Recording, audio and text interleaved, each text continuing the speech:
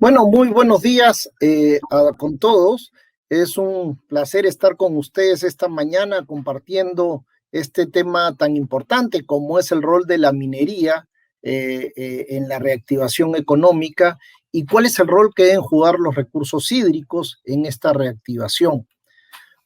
Hoy día vamos a estar conversando Luis Miguel Castilla, que es director también de Evidenza Consultores, ex ministro de Economía y Finanzas, y quien les habla, Milton Fongese, también director de Evidenza Consultores. Y vamos a empezar esta conversación, Luis Miguel, hablando un poco de la coyuntura política y de la coyuntura económica. Claramente quien se siente en la silla del ministro de Economía y Finanzas a partir del 28 de julio de este año va a tener que atender una demanda de gasto exorbitante y también va a tener que reactivar la economía de todas maneras. En ese contexto se da una coyuntura internacional súper importante, que es el crecimiento, el significativo crecimiento del precio del cobre y de otros minerales en los últimos meses, oportunidad que los países que compiten con nosotros en minería la están aprovechando y a partir de esta breve introducción te quisiera formular la siguiente pregunta. Ayer empezó el debate del primer grupo de candidatos a la presidencia.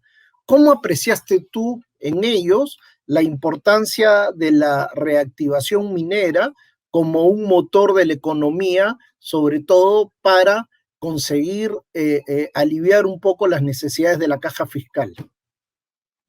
Hola Milton, muchas gracias por la pregunta. Buenos días a todos.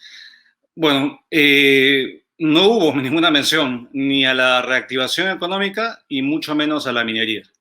Entonces, a lo mejor no es culpa de los candidatos, es parte del formato que escogieron de los temas, pero a mí me llama poderosamente la atención que saliendo de una crisis, no saliendo, tratando de salir de una crisis tan profunda que hemos tenido a raíz de la pandemia, no se priorice el tema de la generación de empleo, de la reactivación económica, en una coyuntura bastante particular, ¿no? Nunca hemos tenido una elección, o en mucho tiempo que yo tenga memoria, una elección donde haya pues tres crisis conjuntas: una crisis económica, una crisis social y una crisis política.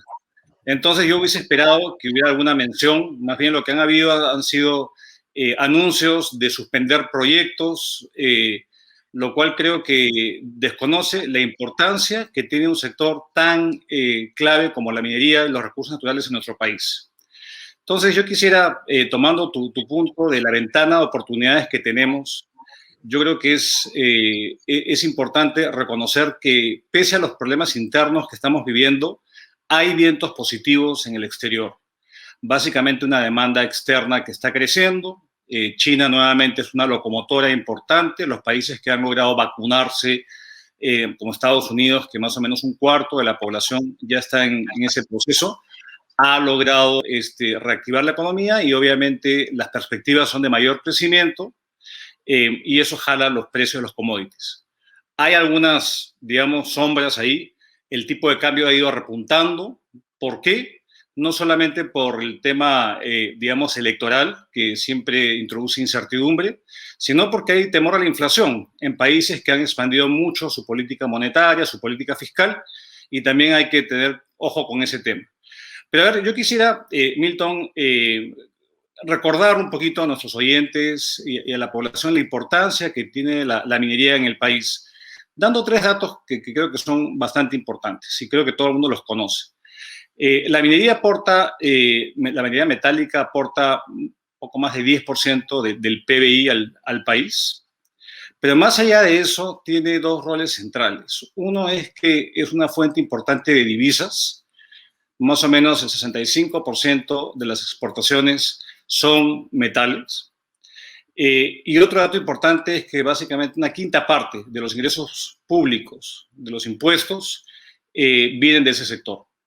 Entonces, en un momento de recuperación económica, cuando la caja fiscal, como tú comentaste, está muy, muy debilitada, donde hay un aluvión de propuestas de los candidatos para financiar todo tipo de gastos, es importante tener todos los motores prendidos, y obviamente la minería es fundamental. Nosotros, como parte de propuestas del Bicentenario, hemos identificado en el eje de reactivación que yo lidero, hemos identificado que la inversión en minería es fundamental. Y es fundamental no solamente por estas características que te cuento, sino porque es un sector que depende menos del Estado. Un Estado que ha devenido un tanto disfuncional, como sabemos, porque depende al comienzo, básicamente, y al final. Al comienzo, con todos los permisos que tiene que conseguir, el estudio de impacto ambiental, la licencia social, y al cierre, digamos, cuando tiene que haber, el cierre de minas y la remediación ambiental. Obviamente, en el interín hay una fiscalización, digamos, de la OEFA y otras entidades, pero no es una actividad que dependa necesariamente durante su vida útil de permisos del Estado, a diferencia de la infraestructura, por ejemplo, o de un acuerdo con el Estado o contratos que puedan entrar necesidad de adendarlos, de modificarlos. La minería no tiene ese problema.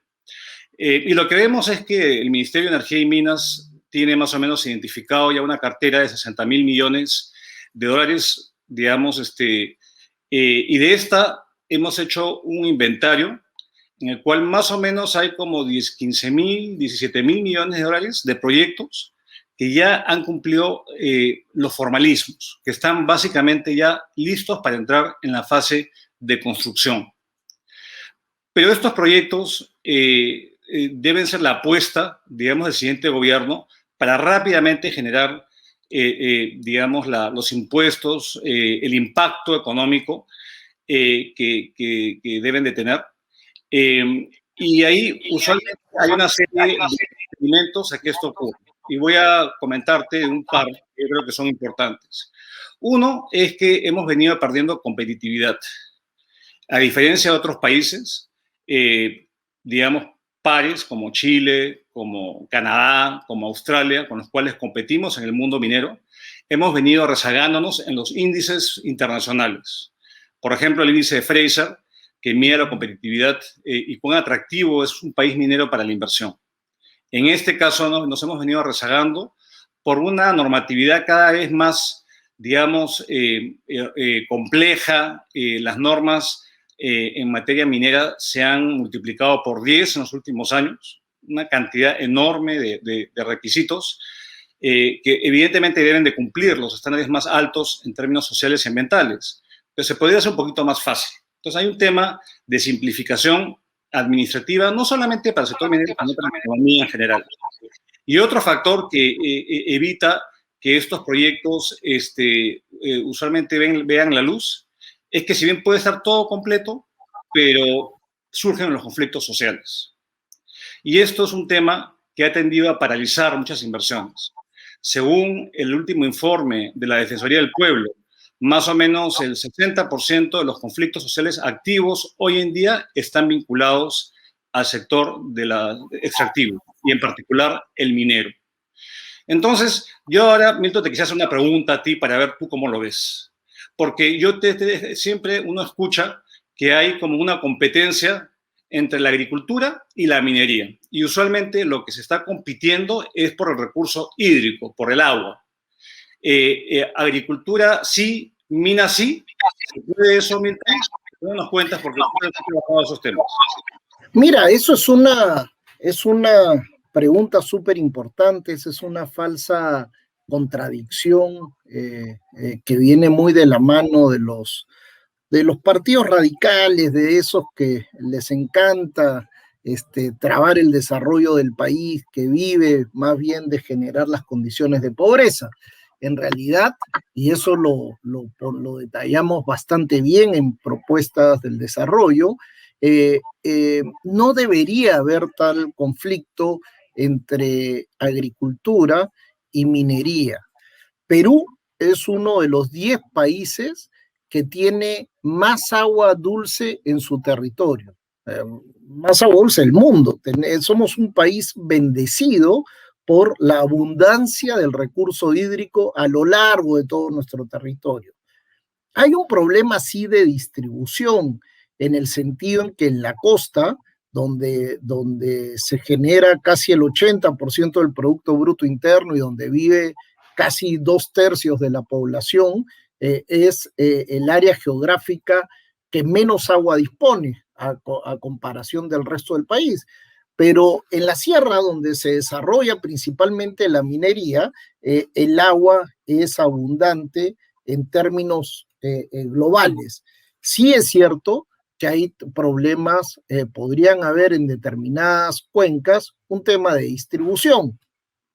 Sin embargo, lo que ha demostrado la experiencia es que con un enfoque de cuenca, con un enfoque integrado del manejo del recurso hídrico, el conflicto supuesto desaparece.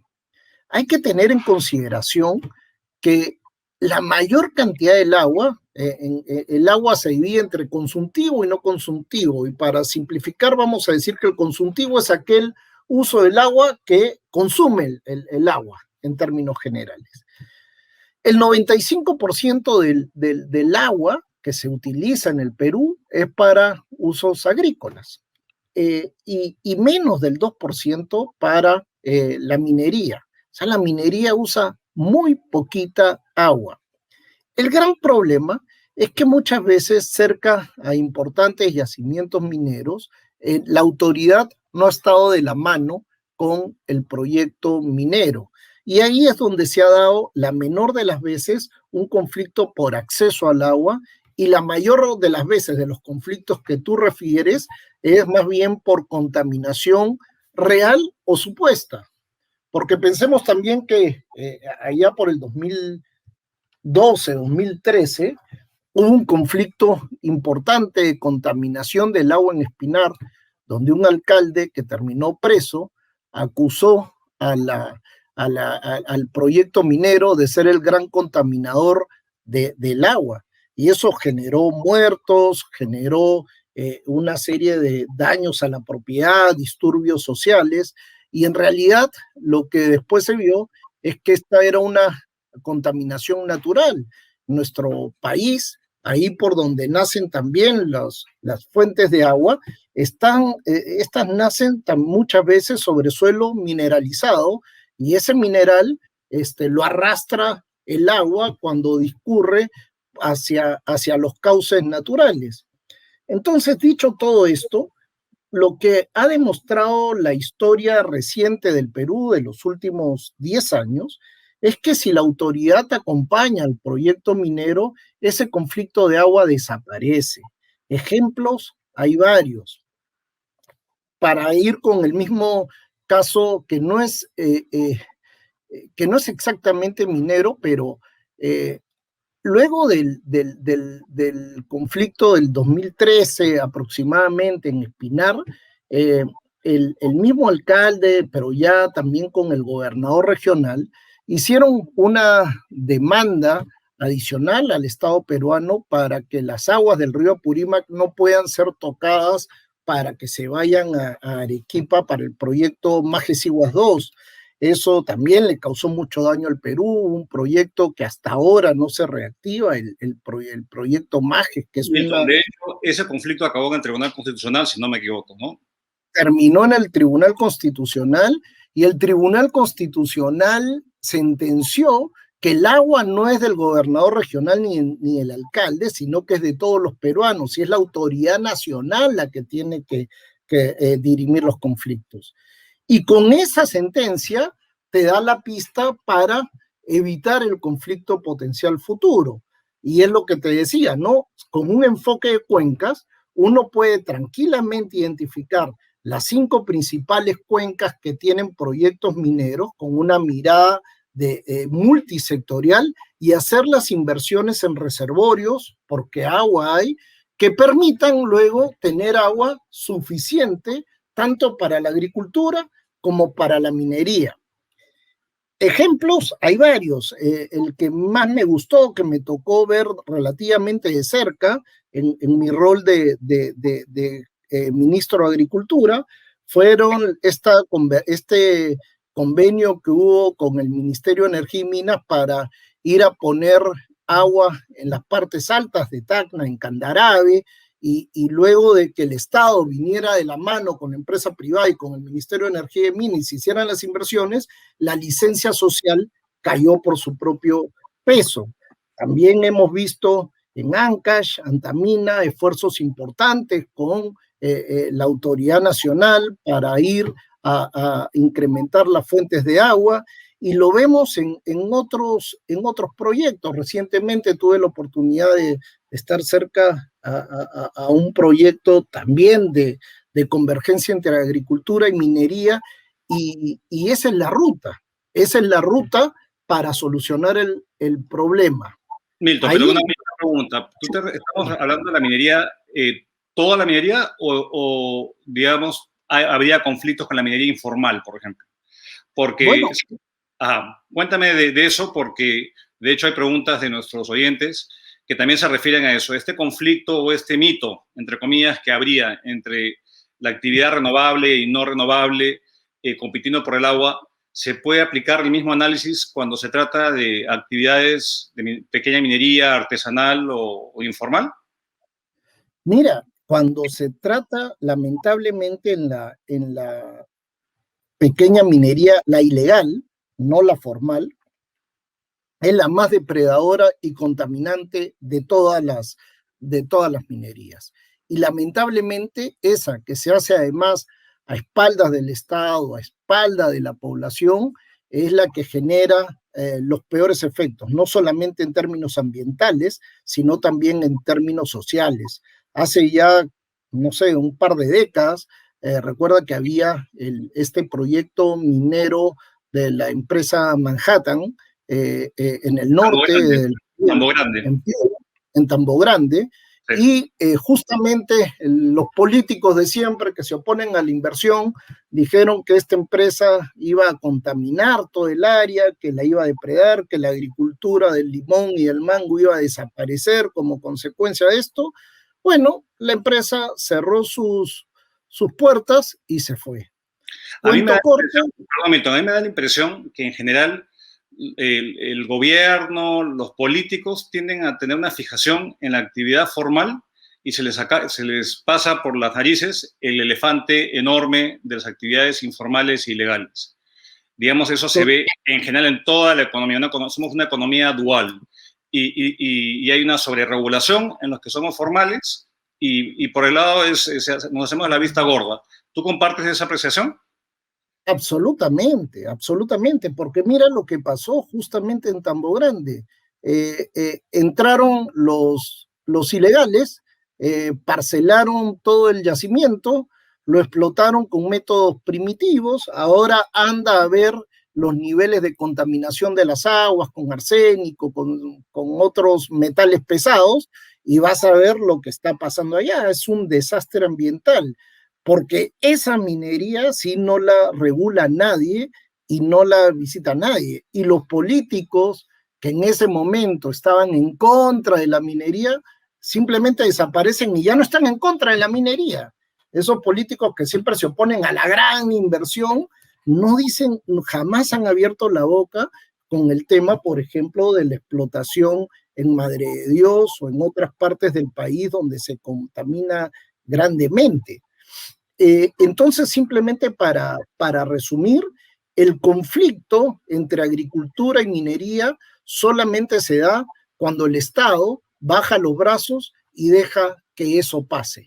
Tenemos las condiciones naturales para que ese conflicto no exista, siempre y cuando el Estado sea capaz de identificar aquellos proyectos que puedan almacenar y regular el agua en las cuencas mineras de forma que el agua sea suficiente para actividad de consumo humano en primer lugar, en segundo lugar para la agricultura y en tercer lugar para la minería u otros usos.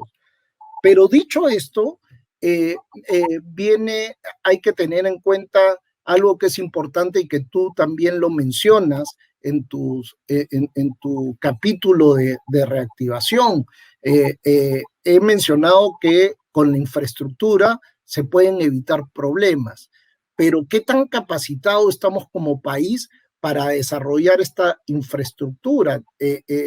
cómo estamos a nivel de marco regulatorio, marco institucional, capacidades profesionales, porque así como se necesita minería, vamos a tener también que reactivar desde el lado de la infraestructura y específicamente de la infraestructura para regular los recursos hídricos. No, ciertamente, qué bueno que me preguntas eso, Milton, porque de hecho en el Plan Nacional de Infraestructura para la Competitividad que el gobierno lanzó hace unos años con una visión de cerrar brechas, identificaba un conjunto de proyectos de irrigación, los más famosos son Majestiguas y Chavimochic, pero hay muchas otras obras. Y yendo, digamos, dentro de, digamos, aparte del conflicto por el agua, quedarnos en el tema, digamos, minero y extractivo, hay como brechas en las áreas de influencia. Hemos encontrado brechas en servicios básicos. No solamente, digamos, de tener acceso a pequeños reservorios de agua para la irrigación, sino a veces no hay ni siquiera la infraestructura básica de agua y saneamiento en las áreas de influencia. Y déjame contarte un ejemplo. Digamos, cuando yo estaba en el ministerio, estábamos tratando de viabilizar el proyecto Las Bambas en Apurímac. Y había mucha este reclamo de que el proyecto era pura externalidad negativa, contaminación, y no habían beneficios rápidos para la población. Entonces, lo que se hizo en ese momento, que fue el precursor del Fondo de Adelanto Social, que se adoptó en el gobierno Kuczynski, y que lamentablemente no ha tenido, digamos, una continuidad tan grande como hubiésemos querido, es que dijimos, ok, vamos a proyectar cuál es el canon, cuál es tu producción futura. Todavía no había entrado en fase de construcción. Estoy hablando del 2012, 2013. Vamos a proyectar tu proyección futura, vamos a proyectar tu impuesto a la renta futuro y vamos a identificar cuánto canon te va a entrar. No solamente, digamos, en Chahuahuacho, me acuerdo, en las provincias muy cercanas al área de influencia del proyecto. Y vamos a hacer un préstamo con cargo a tu canon futuro. Y te vamos a adelantar los recursos para que ya comiences tú a, conjuntamente el gobierno local, el regional y el gobierno nacional, comenzar a programar las brechas que se requieren cerrar y darle presupuesto y comenzar la licitación y la obra pública, de tal manera que la población perciba, digamos, beneficios. Porque este es un tema importante. Cuando hemos hecho nosotros para el eje de reactivación en la parte de inversión minera, hemos visto que hay brechas enormes. La que a mí que más me ha impresionado en estos más o menos decenas de proyectos que te suman 15.000 millones de dólares que están más o menos listos, la brecha más grande es en salud. Los indicadores más, digamos, complejos y preocupantes son la anemia y la desnutrición crónica infantil en estas áreas. Entonces, acá hay un tema importante que no solamente se trata de recursos y nos quedamos con el hecho de más recursos, pero como tú bien dices, hay una total incapacidad de gestión en el Estado en general y en particular se ve exacerbada en estos proyectos, en estas comunidades pequeñas, donde falta el capital humano, donde no tienen las capacidades, donde hay, digamos, pueden ser capturados incluso por intereses de la población. Entonces, sí, creo que es importante, digamos, no solamente darle recursos, sino mejorar la capacidad de gestión pública. Eso es fundamental. Simplificar de alguna forma digamos, los mecanismos para la ejecución contractual. Se ha optado y algunas empresas lo han hecho de manera, digamos, inteligente, optar por el mecanismo de obras por impuesto. De hecho, los dos usuarios más importantes, digamos, de ese mecanismo de contratación han sido Antamina y Southern. Digamos, de lejos, después viene el banco de crédito. Entonces, ahí hay un tema de poder mejorar la capacidad de gestión, no solamente dando plata, sino tratando de destrabar algunos proyectos básicos que le den beneficios a la población. Eso me parece que es, digamos, es absolutamente necesario, porque yo, las propuestas de los candidatos, escucho mucho, vamos a dar plata, vamos a incrementar la carga tributaria a algunos, pero el tema no es ese, el tema es gestionar el recurso público, obviamente con la adecuada fiscalización, porque también hay mucha corrupción en el entorno de estos proyectos, y tienden a financiar absolutas, digamos, nimiedades o cosas absolutamente, digamos, innecesarias, como plazas de toros y cuestiones que no tienen nada que ver. Entonces, ahora yo te devuelvo a ti la pregunta, Milton, porque yo sé que tú hiciste en otra encarnación un estudio interesante en, creo que el distrito, la provincia, que era de las más ricas, La Encañada, en Cajamarca. Y te digo, yo visité Cajamarca después, digamos, cuando yo era ministro, y es curioso, porque uno dice, no, la minería es un enclave, la minería no produce empleo, y eso es absolutamente falso. Yo lo vi con mis propios ojos. Estaba una recesión, digamos, en la región de Cajamarca, por la suspensión de los proyectos mineros en esa zona, y lo que más sufrían eran los sectores de servicios. O sea, había un empleo que no se generaba, digamos, por todos los servicios que, digamos, prestados al sector minero. Entonces, cuéntame tú la experiencia de La Encañada en Cajamarca, porque creo que sería muy ilustrativo para entender la problemática que enfrentan los gobiernos nacionales para poder dar la función que tienen por ley. Sí, no. Antes de contestarte la pregunta, quiero además poner un poco ese tema en contexto.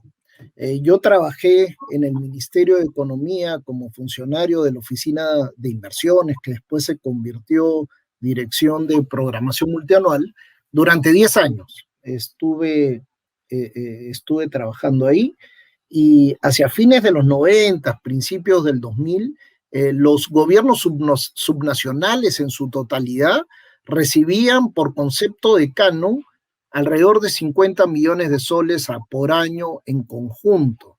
Era un momento en el que todavía las inversiones de los 90 en proyectos mineros no habían madurado, solamente algunas, y era un momento también en el que las cotizaciones internacionales de los minerales estaban en el momento previo al superboom de los metales. Luego, por estas circunstancias de la vida, se dieron dos acciones o dos hechos que fueron fundamentales para el Perú ya en la década del 2000. El primero es el crecimiento acelerado de China y la demanda tremenda por minerales de China, que incidió en este crecimiento impresionante de los commodities mineros. Y en segundo lugar, ese crecimiento de los precios en un contexto en que maduraron las inversiones que se empezaron a hacer en los 90 y en los 2000. De forma que tuvimos la tormenta perfecta positiva. Los gobiernos subnacionales, de disponer casi nada, 50 millones entre todos los gobiernos subnacionales, llegaron a tener más de 5.000 millones de soles por año entre ellos.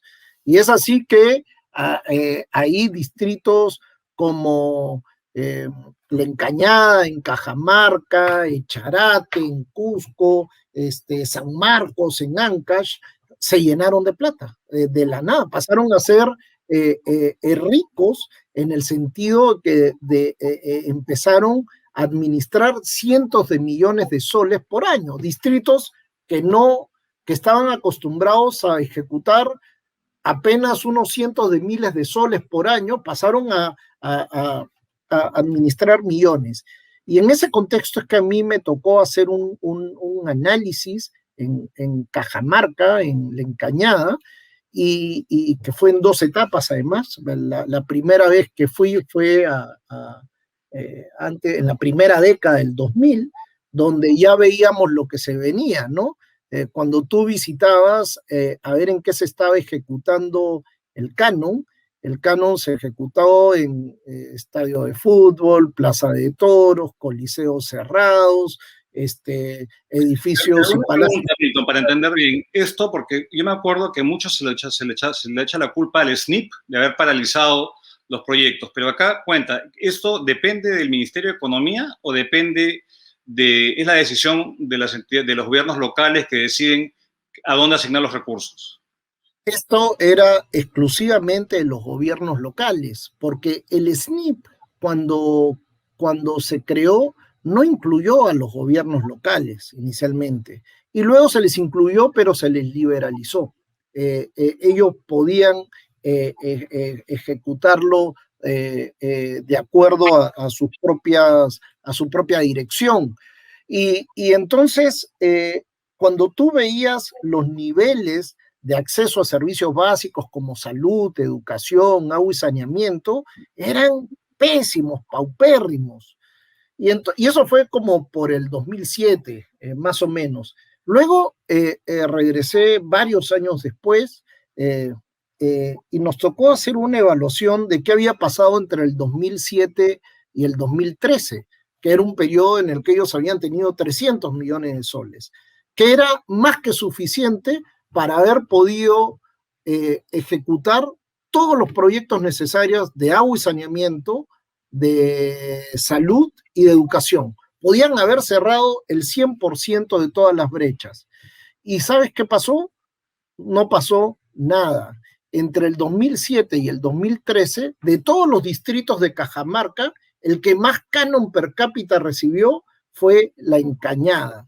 La Encañada en todos esos años no varió sustantivamente su índice de pobreza. Los pobres siguieron siendo tan pobres, solamente que ahora teníamos un coliseo cerrado, una plaza de toros, en fin, todas las cosas que te he mencionado. Y recuerdo que comparamos con otros distritos y en particular había uno que se llamaba Yacanora, que había tenido la mitad de canon per cápita que la Encañada, pero que era el que más pobreza había reducido.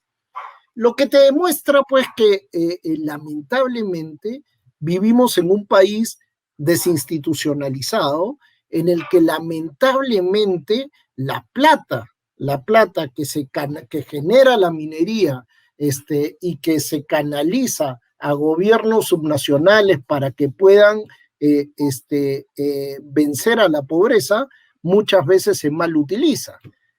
Si tú te das una vuelta por Espinar, por esta Espinar revolucionaria, por esta Espinar gobernada por estos partidos radicales, lo que se hizo en esa época era de terror, piscinas temperadas, discotecas, una serie de inversiones que lamentablemente no le pegaban a los indicadores básicos.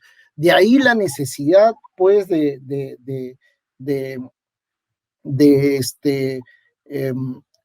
tratar desde el gobierno nacional también poner reglas de enforcement para que esta plata pueda canalizarse directamente hacia aquellas cosas que mejoran la calidad de vida de la gente.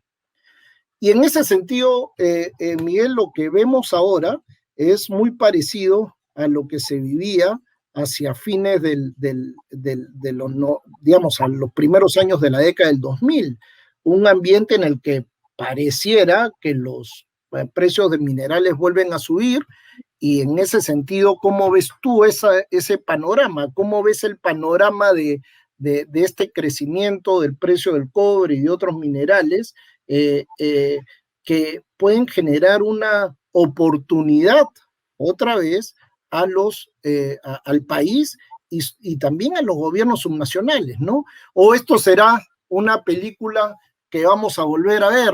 Vamos a ver lo que pasa en Echarate con esos estadios de fútbol, lo que pasa en varios sitios de Moquegua con estas inversiones que, si bien te dan una sensación de bienestar de corto plazo, no le pegan al indicador de bienestar de largo plazo. No, lo que tú mencionas es absolutamente clave, ¿no? Y estamos ante una ventana de oportunidad, pero los niveles de producción vienen cayendo, digamos, y no sabemos si esta ventana de oportunidad va a continuar y hasta cuándo, ¿no? El precio del cobre está digamos, en un punto altísimo y esto, digamos, viabiliza muchos proyectos, hace que digamos, la rentabilidad se dé pese a todos estos conflictos y pese a todos estos costos de transacción que se tienen que enfrentar. Y acá un dato que es creo que importante. la dependencia que tiene el precio del cobre en las finanzas públicas. Un indicador clave cuando formulábamos el presupuesto de la República, habían dos indicadores claves. Uno era el supuesto de crecimiento económico del país en los siguientes años y el precio del cobre. Digamos, era absolutamente clave. Y de hecho, en el MEF recuerdo que hemos hecho estudios que muestran que un incremento de $1 en el precio del cobre tiende a tener un impacto en la recaudación de 485 millones de dólares por cada dólar que se incrementa el precio del cobre. Entonces ya comienza a sacar tu cuenta. Evidentemente, esto se tiene que dar en tanto se resuelvan algunos de los temas que hemos venido dando, porque por un lado, los proyectos se pueden dar, pero si no existen las condiciones mínimas, hay conflictos sociales, digamos, que no tienden a ser, digamos, adecuadamente alertados y una atención, digamos, proactiva de parte del Estado, de parte de la empresa, de parte de la comunidad. Esto puede ser, digamos, una oportunidad perdida. Y no sabemos cuánto va a durar este ciclo. No creo que dure como el superciclo de las materias primas, digamos, que tuvimos y que acabó el 2013. Pero ciertamente esto nos puede dar digamos, un impulso significativo en un momento en el cual las finanzas públicas están comprometidas. Y acá, digamos, creo que es importante que ahora que los candidatos están proponiendo, digamos, distintas iniciativas de gasto y tal, nosotros, como tú sabes, Milton, hemos ido revisando los planes de gobierno de los distintos partidos políticos. ¿Con qué miras? Con mira a informar a la población. De hecho, hemos cursado invitaciones a todos los partidos políticos que están en competencia para poder presentarles propuestas del Bicentenario, con ideas de cómo aterrizar una serie de propuestas en materia de políticas públicas. Pero un factor importante del análisis que hemos hecho es ver la viabilidad financiera y técnica de lo que se está proponiendo. Y acá lo que hemos visto es que hay una confusión muy grande, digamos, de términos y de fondos disponibles para poder invertir. Se piensa de que se puede fácilmente disponer de los recursos como el Estado dispuso de Reactiva, y no fue el Estado, fue el Banco Central, que se dispuso de 60.000 millones de soles para reactivar o para evitar el quiebre de la cadena de pagos de un conjunto importante de empresas en el país, que condujo a que no se rompiera, digamos, que hubiera el crédito siguiera fluyendo, y eso evitó que la crisis, digamos, fuese más pronunciada. Pero esa plata no es plata del fisco, esa plata son recursos del Banco Central que están garantizadas por el fisco de tal manera de hacerla accesible a aquellas empresas que no serían sujetas de crédito. Yo creo que ese es un tema importante, de que no es que podamos disponer de 8 puntos del PBI, 60.000 millones de soles que están a sola firma, como he escuchado que dicen algunos. Eso no es así. Primer punto. Segundo punto es, hablando del precio de las materias primas, los commodities, digamos, obviamente cuando los precios suben, las divisas, digamos, tienden a subir, hay más flujos externos y eso alimenta, digamos, las cuentas externas. Y suben las reservas internacionales. Pero las reservas internacionales no son para financiar obras públicas. Creo que, por lo menos yo tengo una clara, digamos, vivencia, que cuando el gobierno de Alan García, en su primer gobierno, no tenía acceso a financiamiento, lo que hacía era prestarse del Banco Central, alegremente. ¿Y eso a qué condujo? Eso condujo a que hubiera hiperinflación.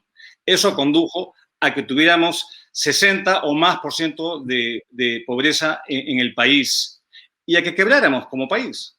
Entonces, yo creo que cuando se está planteando propuestas, digamos, de gasto que se requieren, evidentemente, para cerrar brechas, para financiar políticas públicas, cerrar estas brechas sociales en torno a los proyectos extractivos y en general en el país, hay que ser muy consciente que esto cuesta. Hay que ser serio y responsable de dónde salen los recursos. Nosotros, en otro eje de propuestas del Bicentenario, hemos hecho un ejercicio de cuáles serían los ingresos permanentes que podrían, digamos, darse con una reforma tributaria. Digamos, una reforma tributaria que no ahuyente la inversión, que no perdamos competitividad, que maximice, digamos, la renta para el fisco y que no se haga de manera unilateral, o sea, que respete la seguridad jurídica del país. Y hemos visto que esto, digamos, y a su vez que formalice, porque tenemos un tema muy grande de informalidad. Hemos visto que se puede llegar a recaudar 2 puntos del PBI, el acumulado en 5 años. Entonces, cuando yo escucho propuestas, digamos, que tienen incrementos monstruosos, digamos, del gasto, yo digo, ¿de dónde? ¿De dónde, pecata mía, va a salir eso? Entonces, yo creo que lo que es responsable es alentar una conversación seria, no de descalificativos ni de insultos, sino creo que la población se merece saber cuán viables son las propuestas. Creo que eso es lo mínimo que ciudadanos deben exigir, ser informados con la verdad y no con temas que, digamos, escapan, digamos, la realidad. Entonces creo que parte de la labor nuestra, o como nos hemos comprado el pleito, es de irnos a la evidencia, que los datos hablen, digamos, con total objetividad. Y en esto, vuelvo a tu pregunta inicial, Milton, que tiene que ver con si se habló del tema de reactivación en el debate el día de ayer, y creo que el formato va a ser igual esta noche y mañana. Y no hay. Y yo creo que uno de los legados más importantes que tenemos del tema de la pandemia y la crisis es el impacto en el mercado de trabajo. Digamos, yo he escuchado a Miguel Jaramillo, que nos acompaña en estas propuestas, decir que tenemos ahora 1,5 millones de desempleados y sobre todo, no solamente eso, sino que se ha precarizado el empleo. Y no solamente se ha precarizado el empleo, sino las condiciones de vida de la gente. Y tú has sido ministro de Vivienda, aparte de ser ministro de Agricultura. Y como estamos hablando de reactivación, no puedo pensar en un sector más intensivo en mano de obra, aparte de la agricultura, que es el sector de vivienda. Entonces yo quisiera, digamos, para justamente reactivar la economía, generar ingresos públicos para financiar el presupuesto, digamos, de manera responsable, sin crear, digamos, inestabilidad macroeconómica. ¿Qué se puede hacer en términos del sector de vivienda y construcción? En mi estudio, lo que yo identifico es que el crecimiento ha sido principalmente en el sector de la informalidad. 90% de la expansión ha sido autoconstrucción o, digamos, viviendas inadecuadas. ¿Qué se puede hacer, digamos, en el corto plazo para poder tener un sector, digamos, dinámico como es el sector de vivienda en el país? Mira, justamente una propuesta de reactivación no solamente tiene que incentivar la inversión privada que es absolutamente necesaria en minería, sino también ayudar que esta mayor holgura fiscal se traduzca en inversiones generadoras de empleos como el sector construcción. Ahí lo que vimos en el periodo 2011-2016 es que el país demostró que era capaz de construir 250,000 viviendas, sea en la modalidad de mi vivienda, techo propio, o en las viviendas rurales que también venían con un bono de subsidio. De hecho, en ese periodo se lograron los mayores niveles de inversión en vivienda, con el impacto positivo en el empleo y en los efectos multiplicadores sobre la economía. Recordemos que en una de sus primeras declaraciones, el presidente Kuczynski, cuando asume el gobierno en el 2016, promete 500,000 de viviendas, es decir, el doble de lo que se había hecho en el quinquenio anterior, y lamentablemente no se ha llegado al 20% de esa promesa, porque a diferencia de lo que ha pasado en nuestros vecinos Chile y Colombia, donde la vivienda social ha sido la principal herramienta de apoyo contracíclico a la crisis, es decir, con recursos públicos hemos ayudado a través de las viviendas sociales a que la economía no se caiga tanto. Acá en el Perú hemos dejado también que el sector construcción de viviendas se vaya para abajo. Entonces ahí el siguiente gobierno tiene una batería de posibilidades que no se han hablado hasta ahora, tanto como mejoramos el acceso al crédito en el Fondo Mi Vivienda. Tú ahí tienes unas propuestas importantes, tenemos cómo dinamizar más el tema de techo propio, también hay propuestas importantes. Tenemos también dos mecanismos que se usan en todas partes del mundo, que en su momento pudimos sacar los decretos legislativos que le dan el marco legal, pero lamentablemente en esta tradición que tenemos en el Perú de que el siguiente gobierno deja de lado lo que hizo el anterior, el tema del leasing habitacional y el alquiler-renta, que son dos mecanismos que funcionan en Estados Unidos, en Europa, en Chile, en Colombia, en México. Teníamos el marco normativo, habíamos dado los primeros pasos, pero por ser algo que estaba impulsando el gobierno anterior, también se quedó en la gaveta.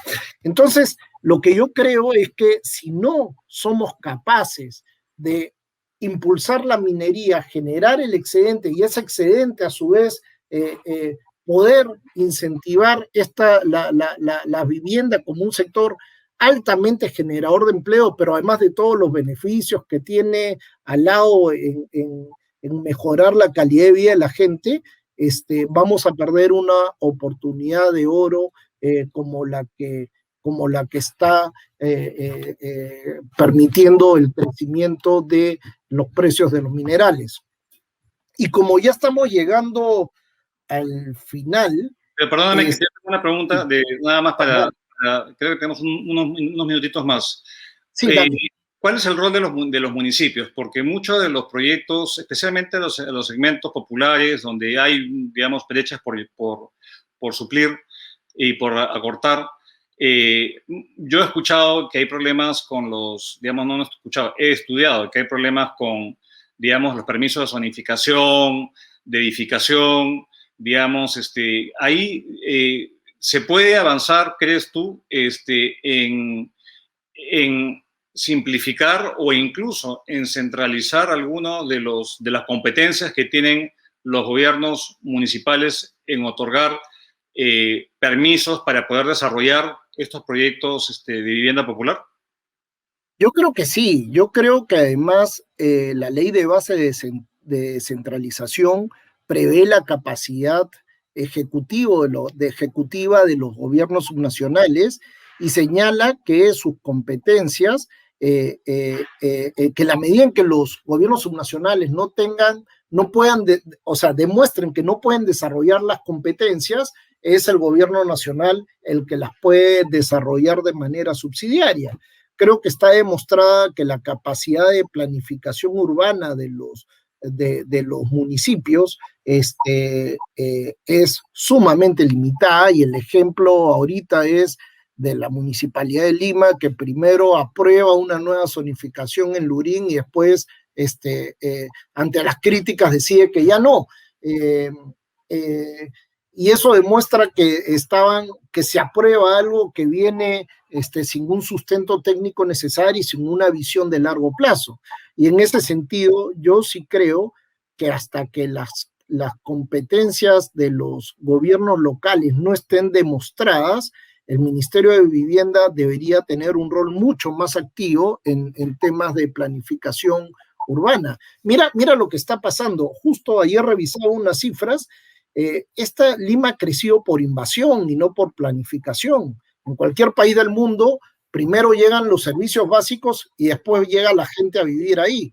Acá en el Perú, primero llega la gente y después piden los servicios básicos. Revisaba unas cifras de Sedapal y para poner el costo de una conexión de agua y saneamiento en las zonas de invasión más lejanas, en las partes más altas de los cerros, por conexión a Sedapal le cuesta más de 100,000 soles, más de 100,000 soles. Es decir, es casi 4 veces el bono de techo propio para una familia pobre. O sea, con lo que yo le pongo una conexión de agua, podría comprar 4 viviendas sociales de techo propio en una cota más abajo que tenga acceso a agua y saneamiento. Y todo esto es consecuencia de la falta de planificación urbana, con lo cual, termino de contestar tu pregunta, yo creo sí que el Ministerio de Vivienda ahí tiene un rol importantísimo para, aunque sea temporalmente, en unos 5 años, asumir las competencias que los gobiernos municipales no han podido ejercer, sea porque no han querido o porque no han podido.